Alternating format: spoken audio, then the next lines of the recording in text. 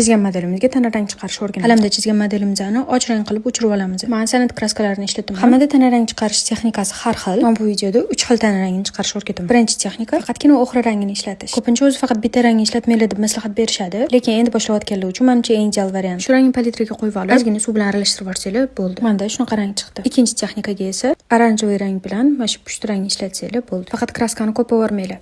Suvini ham ko'proq qo'shinglar. Va ikkinchisi sal qizg'ishroq rang chiqdi. Uchinchisi hozir men ishlatadigan oxra bilan shu yonida turgan krapnoqja shoshilib qilmanglar. Ko'proq suv, ozgina kraska qo'shib qilasizlar, sekin-sekin chiqarib rangini. Butun badanni shu kraska bilan pokret qilib chiqamiz. Ikkinchi etabiga xuddi shu ishlatayotgan rangimizga ozgina fioletoviy qo'shib aralashtiramiz. Oldingi ishlatgan rangimizdan ozgina to'qarib turish kerak. Rasmga qarab qilsanglar, rasmda o'z soya joylari ko'rinib turadi. O'sha bo'yicha bo'yab chiqamiz. Собственно, bu qo'llarning yoni, bo'ynidagi, bo'yni pastdagi ключицалari и, конечно, oyoq. Chap tomondagi oyog'ini men ikkinchi kraskada polni bo'yab yuboraman, chunki bu orqada yurib ketayotganim uchun hamma soya bunga tushadi. Oxirgi 3-etap shu qizildan ozgina qo'shaman. Fioletoviy и sepya qorani oldiga rang. Bo'rttirib yubormayman, faqat sal to'qroq bo'lguncha qo'shaman. Shu bilan figuramiz ham tugadi. Joyim yetmay qoldi, shuning uchun hamma protsess olmadim. Kiyimini esa keyingi videoda bo'yashni o'rgataman. Menimcha video foydali bo'ldi. Пока-пока.